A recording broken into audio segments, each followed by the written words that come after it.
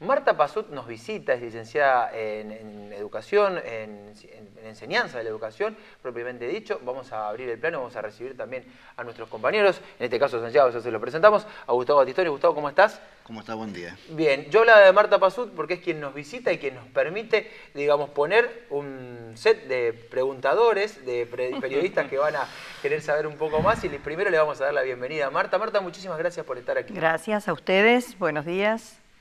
Marta no es de la ciudad de Firmat, para quien no la conoce, está ligada a la educación. Antes de empezar a hacer algunas preguntas, ¿cómo ha llegado a la ciudad de Firmat? Digamos, ¿cómo se dio esta posibilidad de estar visitándonos aquí en el sur de la provincia de Santa Fe? Sí, bueno, yo vivo en Buenos Aires, aunque soy de Bragado, provincia de Buenos Aires, y vine a visitar a mi amiga Claudia Mena, con la que estamos escribiendo un artículo, mejor dicho, un capítulo para un libro que publicará la editorial Homo Sapiens de Rosario.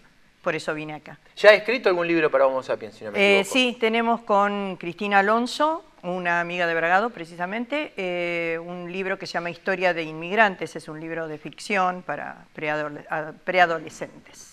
Bien. Nosotros decíamos antes, un poco hablando antes de salir a escena, primero que el término educación y la importancia de la educación es amplia, enorme. ¿Podríamos focalizar un poco más ligado a la enseñanza media su trabajo para ubicarnos nosotros y ubicar al televidente? Sí, mi trabajo ahora específicamente es de capacitadora docente, tutora virtual, incluso capacitadora docente de docentes de escuela media. Ese es mi trabajo específico y en realidad siempre he trabajado en escuelas medias y en institutos de profesorado. Sí, licenciada, ya que tenemos la oportunidad de tener una educadora y siempre desde este canal bregamos por la importancia que tiene la salud, la educación, la vivienda, y para salir un poquitito de la coyuntura a veces de todo lo que vemos cotidianamente en los medios, ¿qué rol ocupa la educación en la sociedad moderna y que parece ser la cenicienta? A veces se la nombra mucho a la educación, pero cuando hay que ir a los presupuestos, a las inversiones, no se le da la prioridad que tiene. ¿Qué lectura hace usted de esto?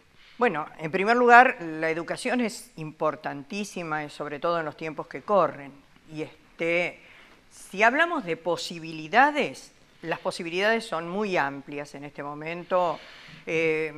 Todos pueden tener acceso a la educación, más allá de la necesidad de ella. Tenemos, por ejemplo, en escuela secundaria los planes fines, distintas provincias han implementado formas de que los jóvenes que han abandonado puedan continuar sus estudios, hay subsidios, etc. Pero si vamos a los resultados, ahí hay algunos problemas.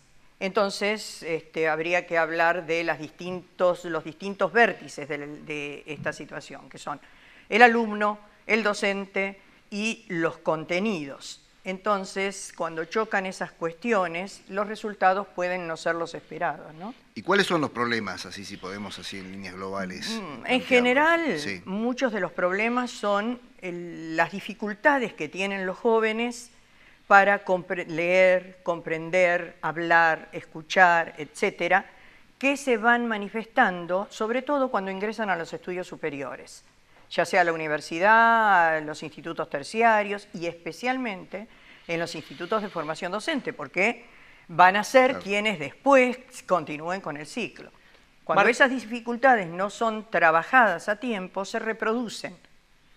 Marta lleva varios años desempeñándose como docente, como capacitadora. ¿Cuál es la relación hoy día? ¿Ha cambiado la relación hoy día docente-alumno? En algunas situaciones sí. Depende del docente especialmente. Hay docentes que quisieran tener en su curso alumnos como aquellos que fueron ellos, o sea, reproducir aquellas aulas donde el docente daba clases, generalmente clases magistrales, expositivas, y el alumno estaba sentadito en su banco, asintiendo y después daba lecciones, etc. Esos docentes que quieren volver a tener esa aula no la tienen, por supuesto. El alumno de hoy tiene un tiempo de atención más limitado por montones de situaciones que en algún momento podemos analizar. Es activo esencialmente, no es un alumno que se quede sentado recibiendo, necesita participar y el docente debe estar preparado para trabajar con ese alumno de hoy. Entonces ese es uno de los problemas. Le pregunto, en cuanto a las décadas. Yo recuerdo, yo hice la secundaria a principios de los 80 y agarré la apertura democrática, el regreso de la democracia. Sí. Y pasaba algo similar a esto que usted marca, con ese docente que venía de dar bajo la dictadura, con adolescentes que empezaban a tomar la palabra democracia, que la empezamos a tomar como algo que nos permitía opinar. Y había un contraste realmente duro. Después pasamos a la década del 90, donde un retiro del Estado, en poca inversión, para un poco tomar lo que decía Gustavo, donde la relación era cada vez más dificultosa, donde apareció hasta el término violencia en la escuela, producto también de la pobreza, de la exclusión, y una década diferente que incluye en estos tiempos herramientas técnicas como el Conectar Igualdad, que permite desde una idea de una política de Estado incluir. En esas 3 décadas tenemos un recorrido donde el docente puede ser el mismo, porque a lo mejor se hace... Por supuesto. Y tiene que haber cambiado sí o sí. Sí, obviamente. He tenido compañeros que ante propuestas de capacitación decían, no, ¿para qué voy a estudiar si yo estudié en el profesorado? Ese docente no puede seguir en la escuela. Es decir, no solamente en la docencia, en todo ámbito uno necesita ir preparándose constantemente, uno no deja de estudiar y entonces debe ir adecuándose. Adecuarse para un docente significa trabajar a la par que el alumno. Es decir, si el alumno está estudiando herramientas, bueno, en este momento nosotros tenemos chicos, cuando ese docente tal vez fue a la escuela, él tenía el conocimiento que le daba la escuela. Era muy raro que supiera más que el docente.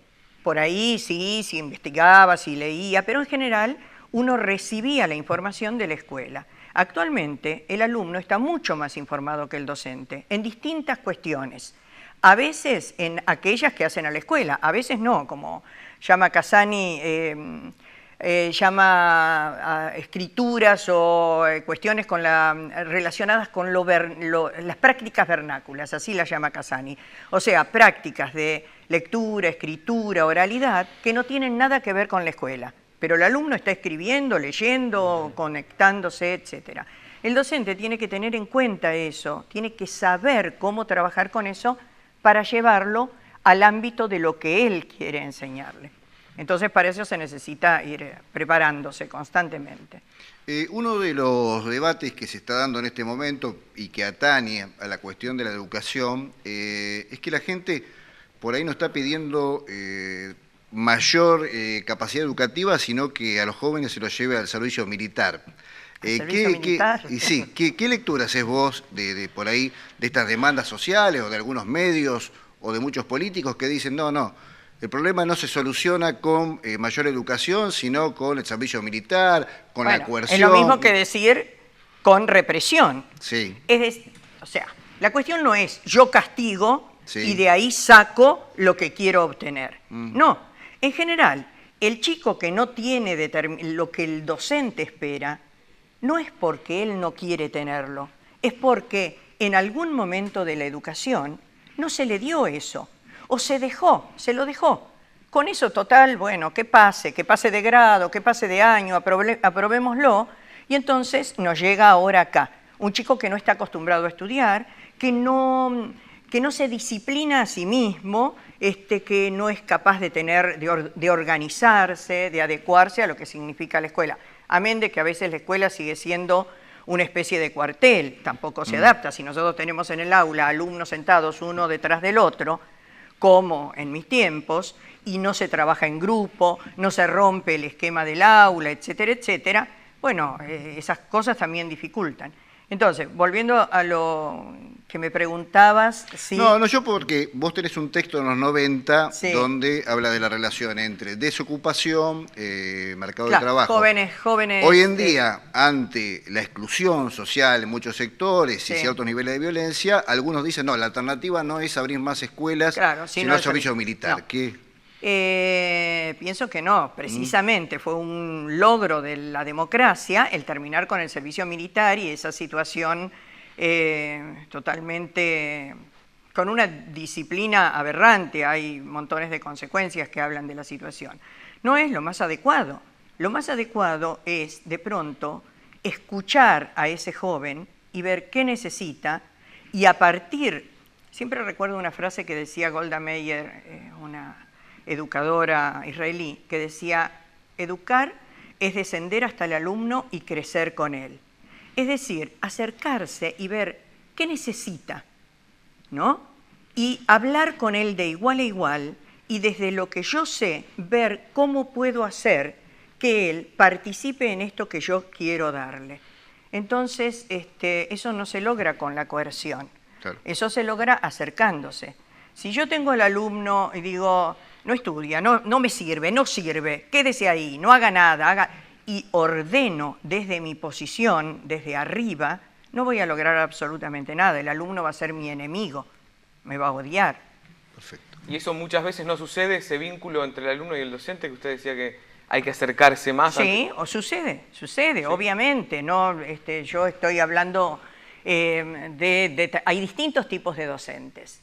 Está el docente aquel que sabe para qué está en el aula, siente al alumno como un semejante y lo hace crecer, ¿no? Docente que busca cuáles son sus intereses para que, habiendo reconocido esos intereses, pueda llevarlos a lo que él quiere enseñar. Hay otros docentes que no. Creo que esto tiene mucho que ver con la vocación. No como la vocación como una cosa etérea. O sea, si a mí me gusta lo que hago en cualquier tipo de trabajo. Yo una vez venía escuchando a un colectivero que le contaba a otro que él desde chiquito quería ser conductor de micros de larga distancia. Y cuando lo habían llamado, era en la Costera Criolla, dice, yo me sentía orgulloso y me encanta esto. Y uno desde acá piensa, uy, qué tarea horrible ser colectivero.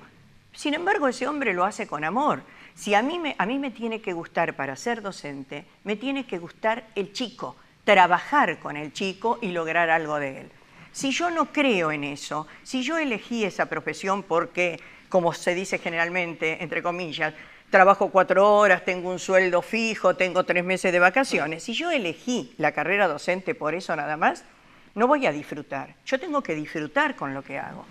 Marta, muchísimas gracias. Estamos en tiempo de cerrar. Es agradable escucharla y sobre todo siempre de cada situación es bueno buscar un saldo que es, acá deja disparadores. Digo, bueno, ¿cuánto nos escuchamos? Digo, en la relación educación. Y yo prefiero que los jóvenes escuchen más al docente y menos a aquel que está planteando el servicio militar obligatorio desde un bar o desde la calle o desde yo sé lo que tengo que decir. Digo, la educación permite, digamos, ser el arma, no el arma, la herramienta fundamental para transformar un país y si hay apuesta a educación estaremos en un mejor país. Muchísimas gracias. ¿Cuántos días se queda aquí? No, me voy pasado mañana. Bueno, la agendamos para cuando vuelva en algún momento durante el año. Bueno, cómo no, cuando se publique el libro. Bueno, gracias a ustedes. Muchas gracias.